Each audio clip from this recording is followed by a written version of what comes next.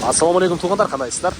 Назарыңыздарда қайрадан эле базар жоқ каналы бүгін 25 февраль 2023 жыл мен Бишкек шаарынын түштүк тарабы селекцияда жүрөм туғандар. Ошол жерден бир сатылуучу үй бар экен, ошол жөнүндө силерге маалымат берейин деген.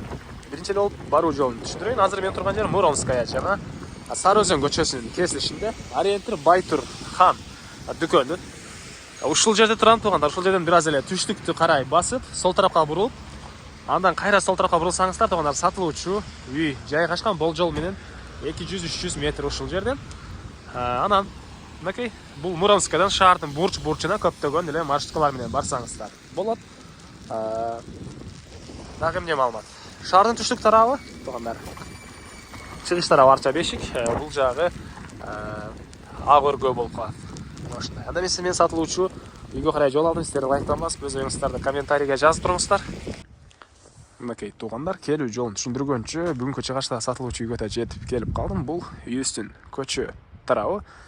Эң эле түндүк чек арасынакей бул жерден башталат, эң эле түштүк чек арасы бул кошунанын заборуна чейин. Жалпысынан жердин аянты 6 соток туғандар, документтер боюнча кызыл китеп бар. Анан сиздер машина менен мындайдан айланып чыгасыздар. Чоң көчө. Бул жерден да жакан көчө менен чыгып кирсеңиздер болот. Машина менен мындайдан айлансаңыздар, болжол менен 200-300 метр Муромская көчөсүнө чейин ушундай аралык болуп калат. Так, дагы эмне маалымат туган көрүп турасыздар. Көчөлөр орто кеңдикте, прожектор орнотулган, электр энергиясы бар, суу бар.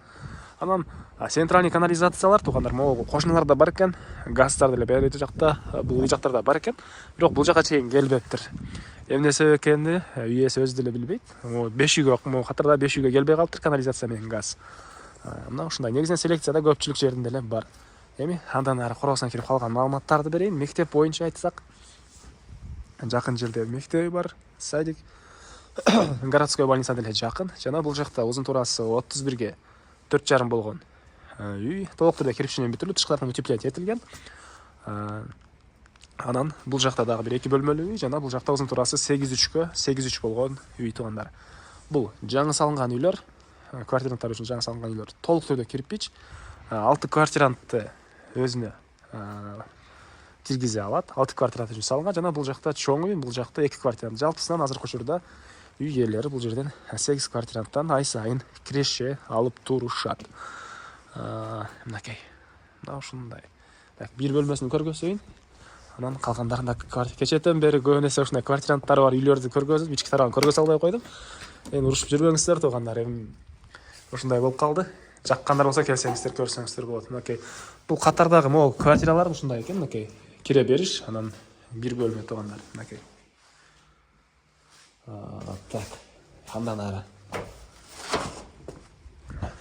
Бул жакта мондай бактар, бул үйдүн батыш тарабы. Мынакей бул жакта таза суу, үйдүн тыштагына ажаткана. Эң эле батыш чек арасы бул дарактарга чейин. Мына ушундай тугандар. Анан дагы эмне маалымат?